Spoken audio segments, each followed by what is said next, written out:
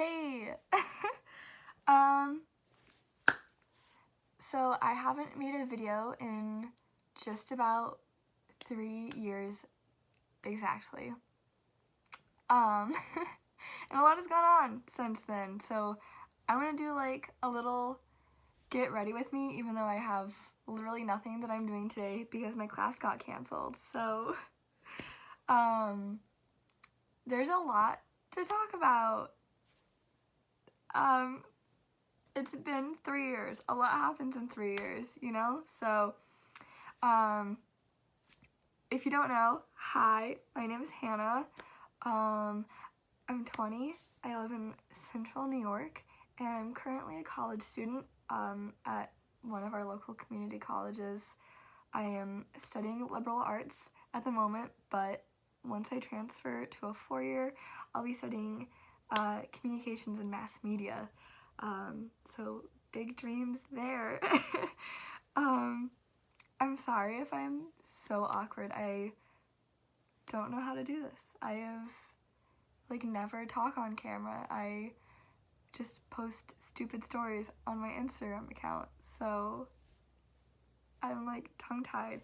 I'm probably not going to talk about any products that I'm using. I'll probably just list it all down below because yeah. I'm also on my iPhone because my camera is dead. That's literally it. My camera's dead, and I wanted to make this right now because no one else in my family is home, so it's super quiet. So we're just gonna do my everyday makeup. Nothing fancy, you know. It's super chill. So I don't really do base makeup anymore. I used to be super into concealer and foundation, and it just clogged up my pores a lot. So I pretty much just only did eyebrows and sometimes mascara. I didn't even use mascara a lot for essentially my entire senior year of high school and a lot of my junior actually. I was really focused on skincare and keeping my skin healthy and clear, and also I really liked to sleep in. I didn't like having to wake up super early to look presentable when I felt like I looked fine with just eyebrows and mascara. So I've also got freckles, and I love my freckles. I love having just my natural freckles out. So yeah, I've not been doing a lot of base makeup. I sometimes spot conceal, but I ran out of my favorite concealer and I don't really want to go out to buy more. So I have really been liking the ColourPop concealer, and so sometimes I'll go in with that for my under eyes, but my shade that I have right now is currently way too light for my current skin tone. Yeah, it's really light, but it gets the job done. I mean, it doesn't look bad once it's all blended out.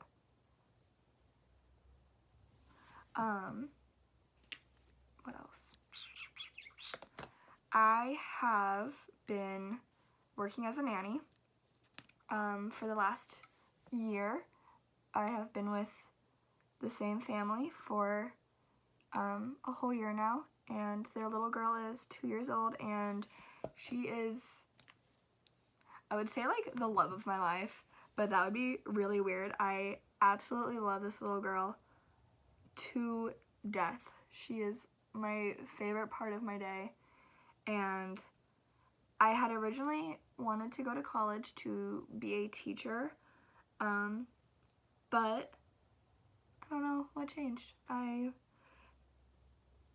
just switched up and I decided to go for liberal arts, and my first year in college was an absolute mess.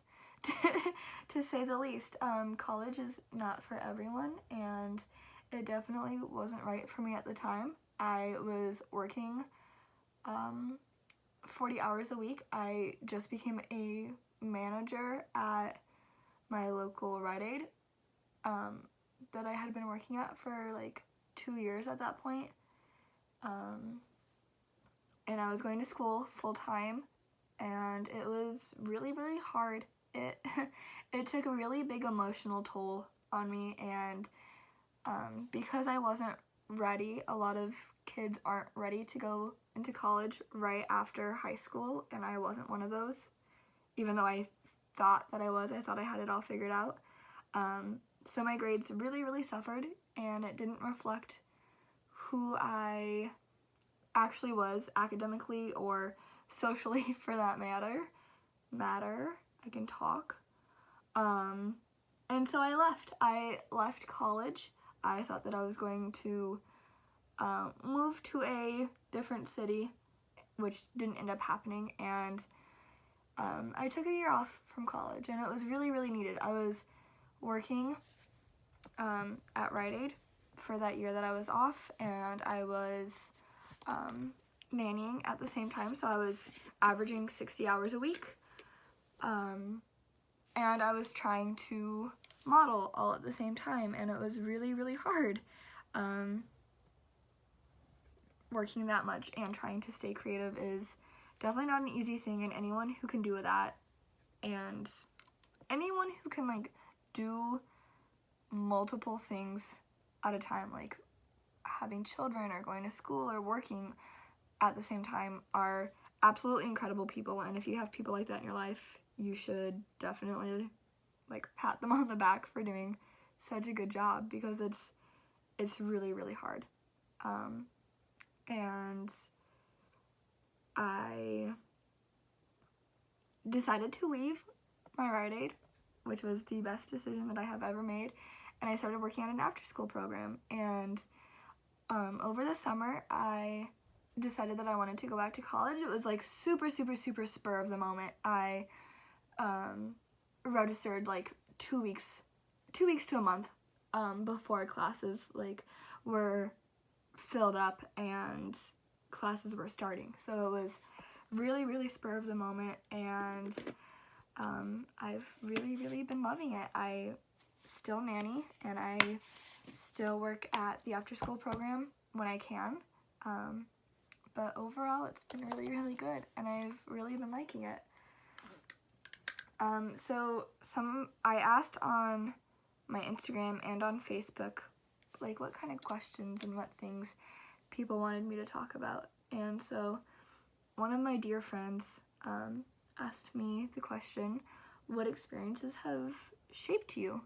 And I personally think that like my first year of college was like one of the biggest experiences that like shaped me as a person, just like trying to figure out like what I wanted to do, and I was absolutely distraught at certain parts of the semester about my grades and what I wanted to do, and I felt like I was wasting my time because I didn't know what I wanted to do, and it didn't seem like there was any point in being in school if I didn't know what I wanted to do, and I was very, very frustrated with myself and with some of the people who I chose to surround myself by, and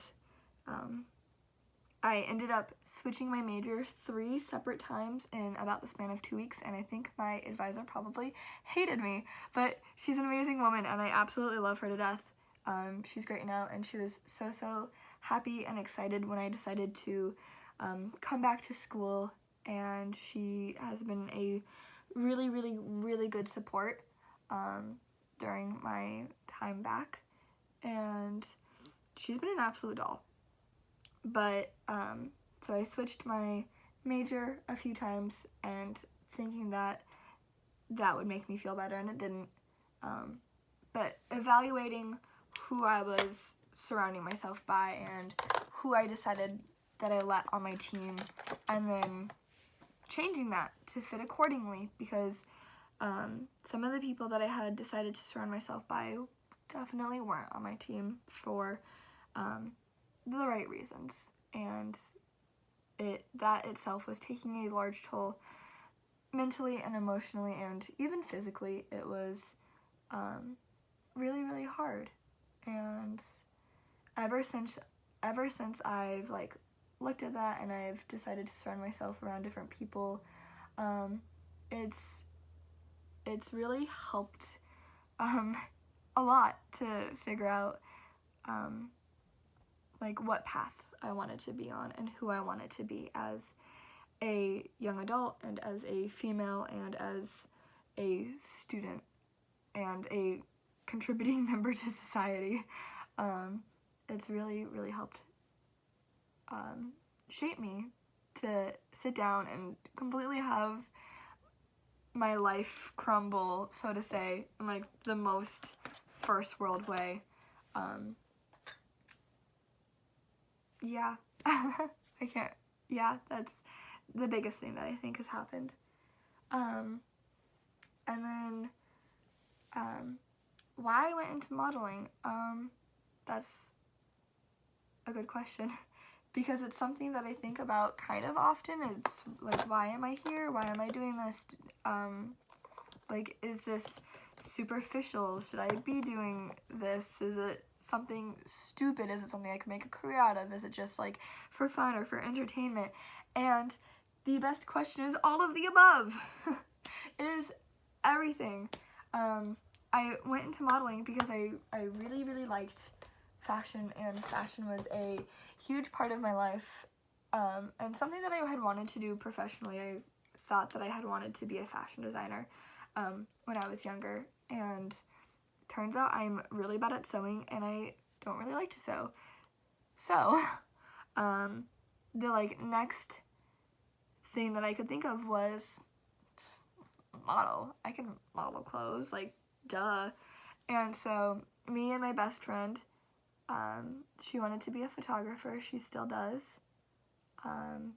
We would mess around in her backyard with a camera that her grandfather had given her, and we would just take pictures, and then I would post them, and then eventually I like made an Instagram account for modeling, and it was little and it wasn't anything serious because I was like 14 or 15, and I like started posting on there. And then when I became a senior in high school, I got my senior photos done by a professional, and it was the most fun that I had ever had in like probably like my entire life. And it was such a fun experience to just like get dressed up and be dolled up and just completely like forget the rules of anything around you. And like I posted those and I got a pretty good reaction from like friends and family, and then I decided that I wanted to start doing YouTube videos, and I wanted to do makeup on my YouTube videos because I had just started getting into makeup. And I thought I had wanted to be a makeup artist, and I realized that I only liked doing makeup on myself. I didn't really like doing makeup on other people, and so I continued with the whole modeling route.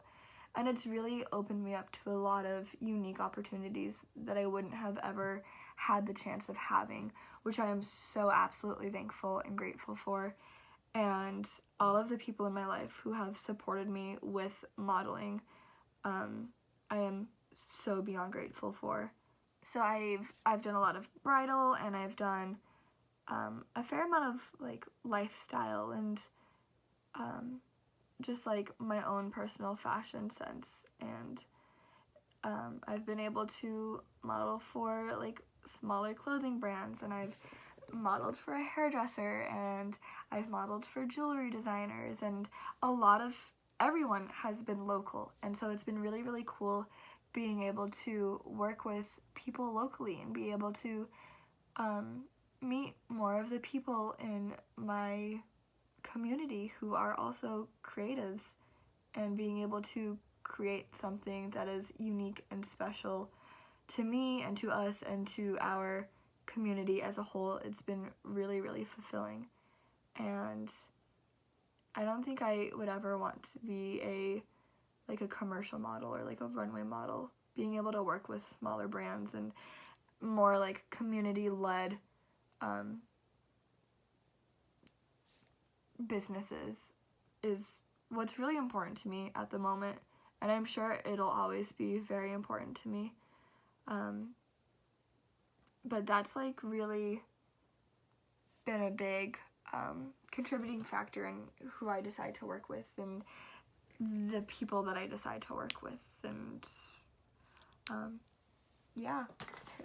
And then another question was, how do I branch out and work with new photographers? And that is a question that I've gotten before on my Instagram, and a question that I am always so happy to answer, because I am not a hoarder of my resources. And if someone that you reach out to will not give you advice, it's most likely because they are insecure with the industry that they are working in, and they are hoarding their resources to keep them to themselves.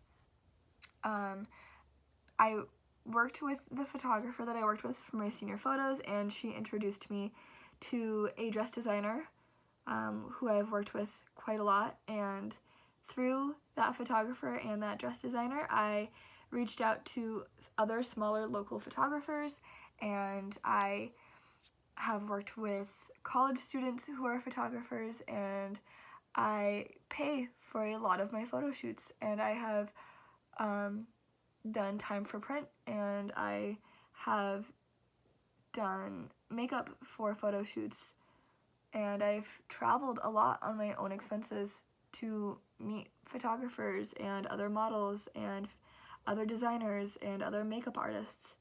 And I've talked to a lot of people, I've reached out to a lot of people in my community, and I am very fortunate to be living in a community that has such a large amount of creative people and community-driven creative people.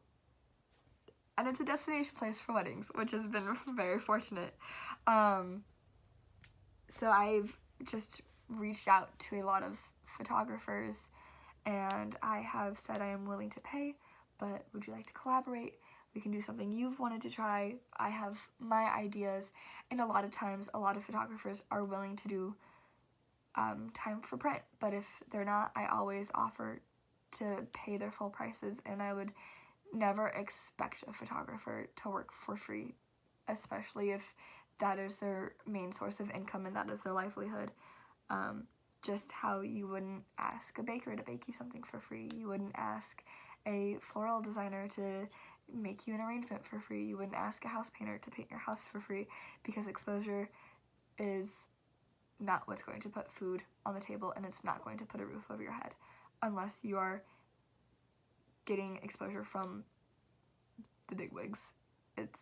It's not fair to the photographers, it is not fair to models, it is not fair to any creative person that you work with to expect them to work for free.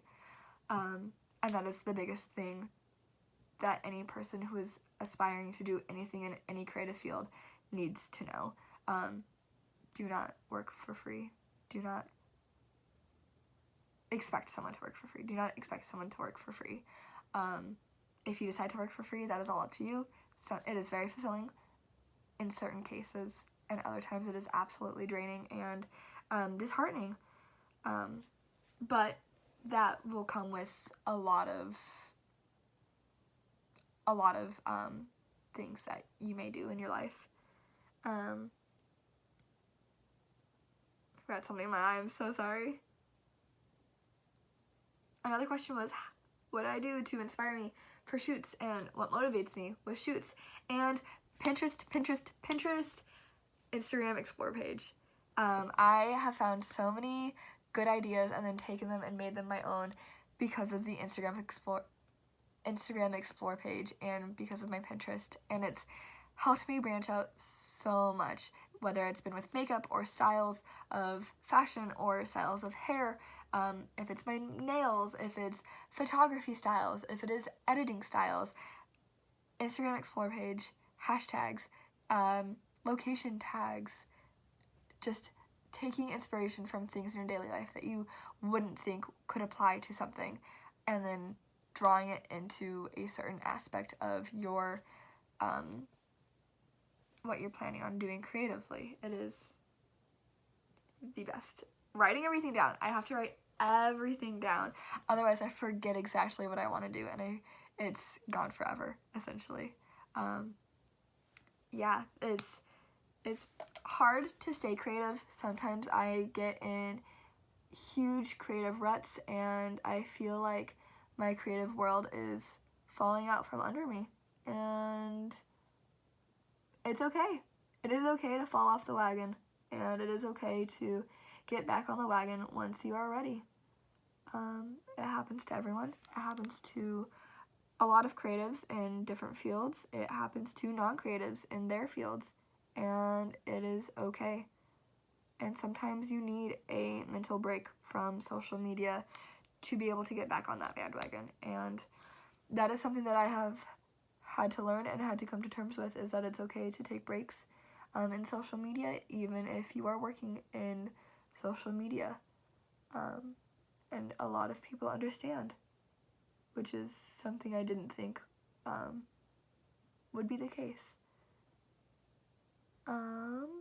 And then I think my last question was, what's your favorite lip products? And so I only use cocoa butter. Oh my god. Right in my eye. I only use cocoa butter on my lips. It is the only thing that hydrates them. Otherwise, my lips are the Sahara Desert. As for lipsticks, I really like, where is it? The NYX Soft Mattes. I really love those because those are like the only matte lipsticks that don't completely dry out my lips. Some Kylie lip kits I like. Sometimes her formula isn't great. And I like certain like stick lipsticks. I can't remember any of the brands right off the top of my head. And I've been trying to like cut back on any makeup that I have that isn't cruelty free or isn't like tested on animals. So I don't want to like list any of those in case they aren't. But if I find ones that I do like that are cruelty free, I will definitely drop that down below and let you guys know. And so I have a project that I'm working on. It's a school project, but it's going to be related to real life and to things that I work on in real life. And so it felt like a really good time to come back. Oh my god. It felt like a really good time to come back onto YouTube to like talk about things like this and to be able to branch out my horizons for this project that I'm working on, because it's going to be really helpful to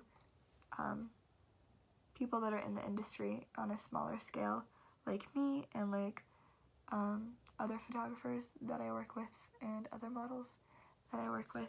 And I think my project that I'm working on will be a really good resource for people near me and people that are like me. And I'm very excited to get back to it. I'm very excited to be back in this mindset of creativeness and love and just all of this. I'm so happy to be back, and I hope that I'll stay back. Who knows, I might disappear for another 3 years. I might be making another video in like 2 weeks. My schedule will not be announced. I will not be announcing a schedule probably ever, because I have no clue when I'm going to be filming or when certain things are going to come to mind. But I will be back, and I will be posting more, and I hope you guys enjoyed this. And it's gonna take some time for me to like get used to this camera situation and talking, because I don't talk a lot to my phone. So yeah, I hope you enjoyed this little talk, this little get down, and I'll see y'all later. Bye.